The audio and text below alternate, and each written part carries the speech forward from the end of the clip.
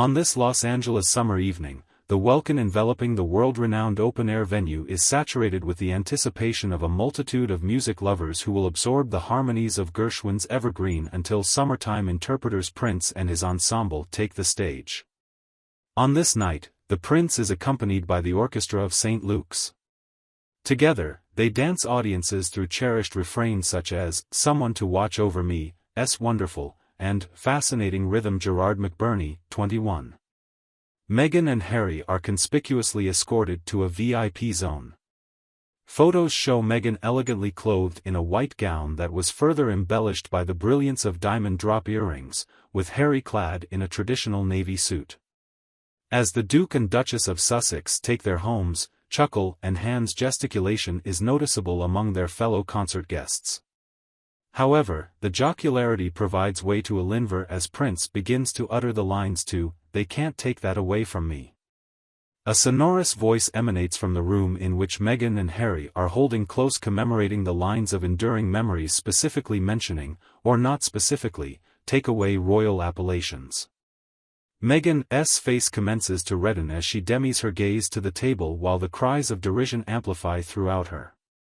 Prince for the heckler, with the hecklers jeering, but the low-lit room conduct the heckler overly concealed.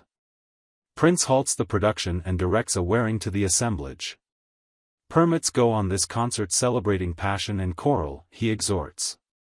The resound of the auditory's amen appraise is met with murmur of whole audiences. Yet the joke has a audacity, the floodgate was already opened by the initial banter. In the middle of a lively tune, two giddy bodies at the fore began delivering a strange chant, one of us, arms swaying over their heads in some strange ritual.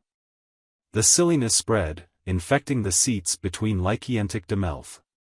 The cameras caught no detail of Meghan's distressed look, nor Harry's clenched grip on his seat. The centering point of the concert was an obscene act from the back, where a group of millennials stood to gesture their backs towards the stage, punctuated by poking phones, images of Meghan on Mount Rushmore, with "America's New Royalty" emblazoned on their blanks, the summative gestiten mockery. The mirth and ridicule drowned out part of the melody until security personnel required the rambunctious group to sit back down. The accolades stretched out as the last note dwindled, but Meghan and Harry were on their feet just as quickly, foregoing the post-concert mingle. Meghan hurried forward with her head lowered. A pool of flashbulbs and even the spiders' silhouettes danced around her as they approached their attached SUV. They peeled out of the parking lot, met with a fading chorus of boos and valettes. This spectacle was a dismal omen for Meghan, who has been the butt of much negative humor since her marriage to Prince Harry in 2018.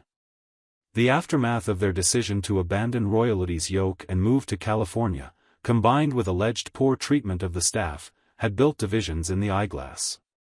Meghan supporters identify the reason for the attack on racial discrimination and defend her.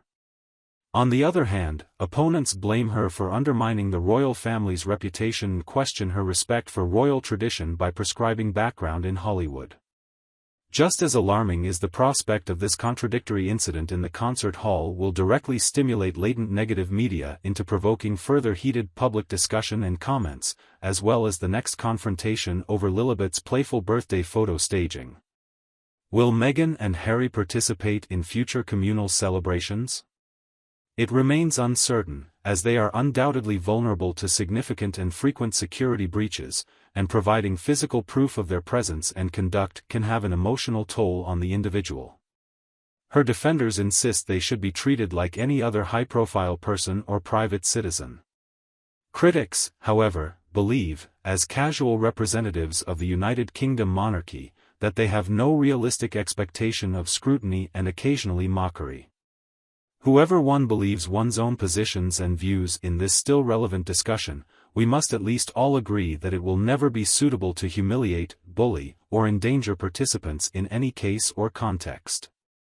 Prince saved the day with his comedic greatness during the disturbance, focusing everyone's attention on the power of music, songs, and talent over the factions and horror in our lives. This recap captures the essence of the events as reported from the Hollywood concert. Feel free to highlight your reflections in the comments on whether Meghan was unduly criticized, or personalities in the public space had to suffer some kinds of satire at some point. I hope to have a respectful and introspective session, and thank you all for tuning in. Cheers to hoping that in the future, such cultural functions will foster unity and a better understanding.